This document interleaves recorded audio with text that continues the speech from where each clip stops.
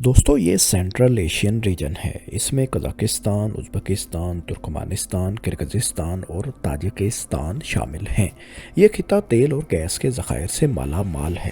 Central Asian region کے ساتھ ہی ایک سمندر کیسپین سی، بحیرہ قزوین بھی واقع ہے۔ کہنے کو تو یہ ایک سمندر ہے، لیکن در حقیقت یہ ایک بڑی جھیل ہی ہے، کیونکہ یہ براہ راست کسی دوسرے بڑے سمندر سے منسلک نہیں، بلکہ ہر طرف سے یہ خشکی سے گھرا ہوا ہے۔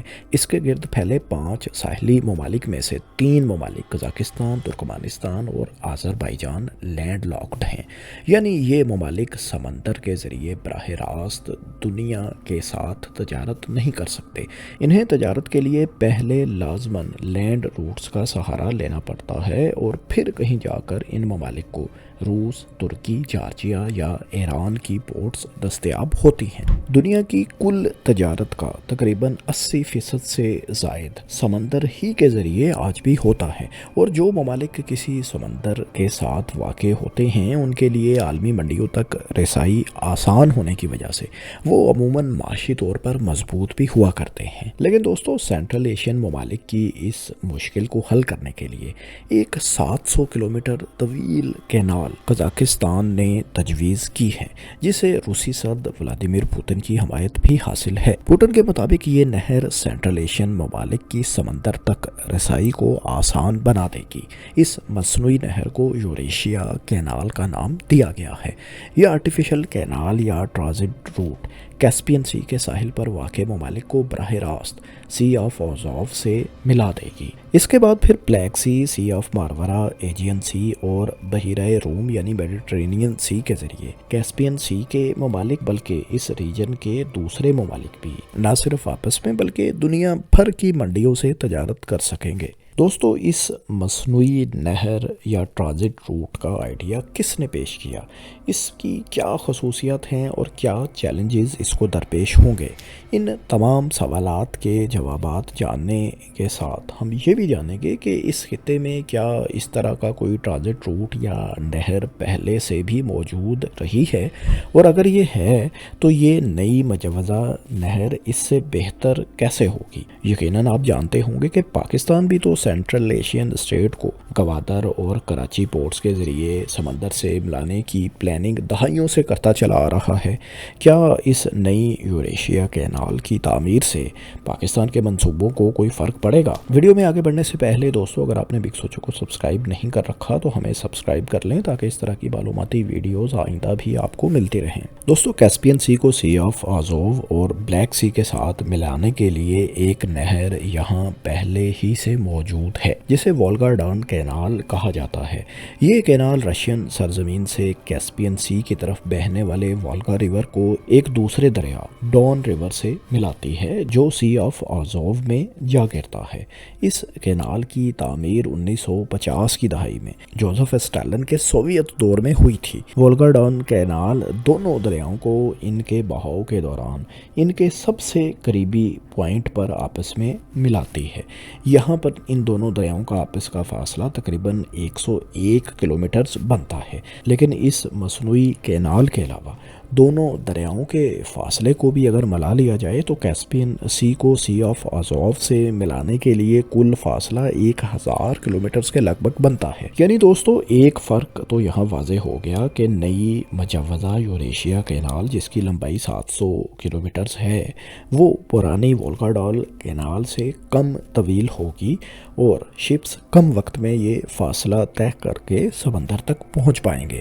نئی مجوزہ کینال اور پہلے سے موجود کینال کے درمیان یہ واحد فرق ہرگز نہیں، بلکہ پرانی وولگا ڈان کینال کے صرف 101 کلومیٹر کے حصے میں 13 ہائیڈرولک لاکس ہیں۔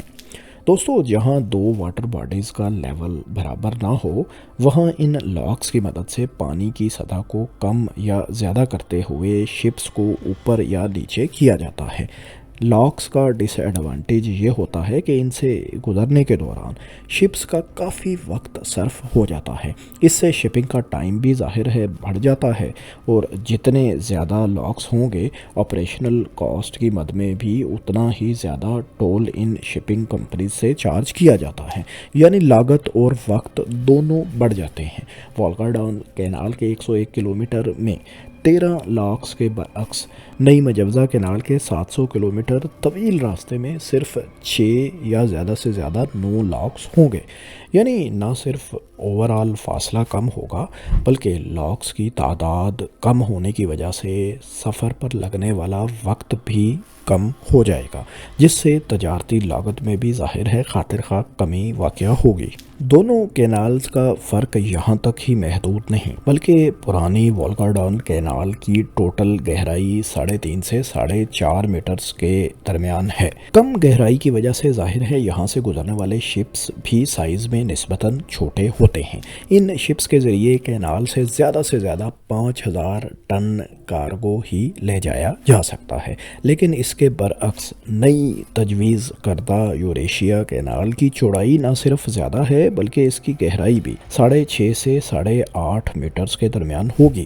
ظاہر ہے زیادہ گہرائی اور چوڑائی بھی زیادہ ہونے کی وجہ سے نسبتاً بڑے سائز کے شپس یہاں سے ٹرانزٹ کر سکیں گے اور ان کی لوڈ کیرنگ کیپیسٹی بھی زیادہ ہوگی۔ اندازوں کے مطابق یوریشیا کینال کے ذریعے ایک شپ 10,000 ٹن یا اس سے بھی کچھ زائد کارگو لے جا سکے گا، جو کہ پرانی والگا ڈان کینال سے تقریباً 2 گنا بنتا ہے۔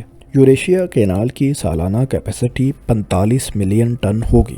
یوں دوستو، یوریشیا کینال کی تعمیر سے نہ صرف تجارتی فاصلہ کم ہوگا بلکہ لاکس کی تعداد کم ہونے کی وجہ سے کم وقت میں کیسپین سی سے سی آف آزوف کا فاصلہ طے ہوگا۔ نہ صرف تجارت کی لاگت کم ہوگی بلکہ زیادہ تعداد اور مقدار میں کارگو بھی آسانی سے ٹرانسفر کیا جا سکے گا۔ یہ تمام فوائد تو اپنی جگہ، لیکن اب ہم یہ جانتے ہیں کہ یہ نہر ایگزیکٹلی آخر کس خطے میں تعمیر کی جائے گی اور کیا یہاں پہلے سے بھی کوئی ایسا انفراسٹرکچر یہاں موجود ہے؟ دوستو، یوریشیا کینال جنوب مغربی رشیا کے جس خطے میں تعمیر کی جائے گی اسے کوما منک ڈپریشن کہا جاتا ہے، یعنی یہ ایک نشیبی خطہ ہے۔ آس پاس کے مقابلے میں یہ علاقہ نسبتاً کم بلندی والا ہے، یعنی نشیبی ہے۔ یہ ارضیاتی خصوصیت اس خطے کو مصنوعی نہر کی تعمیر کے لیے آئیڈیل بنا دیتی ہے۔ کینال کے آپریشنز کے لیے یہاں بہنے والے دریاؤں اور یہاں پر پہلے سے موجود ریزروائرز کو استعمال کیا جائے گا جنہیں سوویت دور میں تعمیر کیا گیا تھا۔ دوستو، اگرچہ یہاں دریا اور کچھ انفراسٹرکچر پہلے سے موجود ہے لیکن اس روٹ کی تعمیر کے اپنے چیلنجز بھی ہیں۔ سب سے پہلا چیلنج تو کیسپین سی اور سی آف آزوف کا ایلیویشن ڈفرنس ہے۔ سی آف آزوف کیسپین سی کے مقابلے میں 27 میٹر بلندی پر واقع ہے، لیکن نہر کی تعمیر کے دوران زمینی راستے میں ایک مقام پر نہر کی بلندی سی آف آزوف سے بھی 27 میٹر بلند ہوگی۔ یوں کیسپین سی سے یہ بلندی تقریباً 54 میٹرز ہوگی۔ بلندی کے اس ڈفرنس کو کور کرنے کے لیے دونوں جانب لاکس تعمیر کیے جائیں گے۔ اگرچہ لاکس کی تعداد کم ہے لیکن انہیں تعمیر کرنا تکنیکی اور انجینئرنگ کے نقطہ نظر سے ایک مشکل ٹاسک ہوا کرتا ہے۔ ہائیڈرولک لاکس کی تعمیر کے بعد شپس کو ان سے بآسانی گزارنے کے لیے، یعنی ان لاکس کے آپریشن کے لیے بہت زیادہ مقدار میں پانی درکار ہوتا ہے۔ اس سارے عمل کے دوران بہت سارا پانی ضائع بھی ہوتا ہے۔ اس ریجن میں دریاؤں کی موجودگی کے باوجود یہاں پانی بہت زیادہ دستیاب نہیں۔ یوں کینال کے لیے وافر پانی کی فراہمی دوسرا بڑا چیلنج اس منصوبے کے لیے ہوگا۔ اس کے لیے والگا ریور سے پانی کو پمپس کے ذریعے کینال کے ریزرویئر میں شامل کیا جائے گا، لیکن یہ بھی ایک چیلنجنگ ٹاسک ہے۔ مجوزہ یوریشیا کینال کا ایک بڑا چیلنج اس کے ماحولیاتی اثرات بھی ہیں۔ فریش واٹر کے قدرتی نظام میں جب بڑے بڑے ریزروائر اور لاکس تعمیر کیے جائیں گے یا اپ گریڈ ہوں گے تو پانی کے توازن میں بگاڑ، آئل لیکیج کی وجہ سے آلودگی کے پھیلاؤ اور یہاں پائے جانے والی آبی حیات کے متاثر ہونے کا شدید خدشہ ہے۔ انہی ماحولیاتی نقصانات کی وجہ سے اس خطے میں واقع رشین شہریوں نے اعتراض بھی کیا ہے۔ انوائرمنٹلسٹ نے بھی کینال کے ماحولیاتی اثرات کی وجہ سے اپنے تحفظات کا اظہار اس میگا منصوبے پر کیا ہے۔ دوستو، بلا شبہ یوریشیا کینال ایک عظیم الشان انجینئرنگ شاہکار ہوگا۔ تقریباً 700 کلومیٹر پر مشتمل اس نہر کے لیے نہ صرف بڑے پیمانے پر کھدائی، جدید لاکس کی تعمیر اور ریزروائر کی اپ گریڈیشن ضروری ہوگی، بلکہ اس کی مینٹیننس کے لیے بھی بھاری بجٹ درکار ہوگا۔ یہ منصوبہ ابتدائی طور پر قزاقستان کے صدر نور سلطان نے 2007 میں پرپوز کیا تھا۔ تب اس مصنوعی نہر کی کل تعمیراتی لاگت کا تخمینہ $6 ارب اور اس کے تکمیل کے وقت کا اندازہ 10 سال لگایا گیا تھا، لیکن ابھی تک یہ ایک آئیڈیا، ایک منصوبہ، ایک خیال ہی ہے۔ اس کی لاگت کا تخمینہ اب $20 ارب سے بھی تجاوز کر چکا ہے۔ ایسے میں یہ سوال پیدا ہوتا ہے کہ کیا روس سمیت خطے کے ممالک اس بڑے مالی بوجھ کو برداشت کرنے کی پوزیشن میں بھی ہیں؟ اس منصوبے کی راہ میں سب سے پیچیدہ چیلنج سیاسی رکاوٹیں بھی ہو سکتی ہیں، کیونکہ یوریشیا کینال مکمل طور پر روسی سرزمین سے گزرے گی، اس لیے کیسپین سی ممالک کی سمندر تک رسائی روس کے کنٹرول میں آ جائے گی۔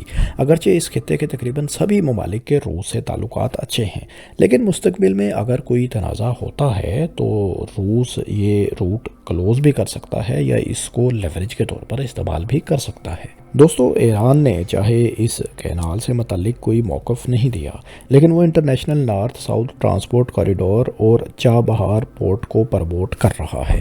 اس روٹ کے ذریعے یورپ، روس اور سینٹرل ایشیا کو آپس میں ملایا جائے گا۔ ظاہر ہے یوریشیا کینال کی تعمیر سے ایران کے ٹرانسپورٹ کوریڈور کی اہمیت میں کمی واقع ہو سکتی ہے۔ اس طرح جو ریجنل انفلوئنس ایران قائم کرنا چاہتا ہے، ظاہر ہے وہ بھی متاثر ہو سکتا ہے۔ نہ صرف ایران بلکہ پاکستان بھی دہائیوں سے سینٹرل ایشین اسٹیٹس کو کراچی اور گوادر کی بندرگاہوں سے ملانا چاہتا ہے۔ روس کی سرزمین پر اس میگا پروجیکٹ کی تعمیر سے پاکستان کے یہ منصوبے بھی ظاہر ہے متاثر ہوں گے۔ روس اور قزاقستان کے علاوہ چین بھی یوریشیا کینال کی مکمل حمایت کرتا ہے۔ چائنا کے خیال میں یہ روٹ اس کے بیلٹ اینڈ روڈ منصوبے کو کمپلیمنٹ کرے گا۔ چین اس کینال کی حمایت اس لیے بھی کر رہا ہے کیونکہ اس کی اسٹریٹجی ہے کہ وہ اپنے لیے مختلف آپشنز ہمیشہ اوپن رکھنا چاہتا ہے، تاکہ مستقبل میں کسی ایک روٹ پر بہت زیادہ انحصار کر کے کسی قسم کے نقصان کا شکار وہ نہ ہو۔ کینال کی حمایت سے ظاہر ہے چین کو سینٹرل ایشین ریجن میں اپنا انفلوئنس بڑھانے میں بھی مدد ملے گی۔ دوستو، یہ روٹ ابھی تک تو ایک منصوبہ ہی ہے، لیکن اگر اس کی تکمیل کبھی مستقبل میں ہو گئی تو یقیناً سینٹرل ایشین ممالک کی قسمت تبدیل کرنے کی صلاحیت یہ رکھتا ہے۔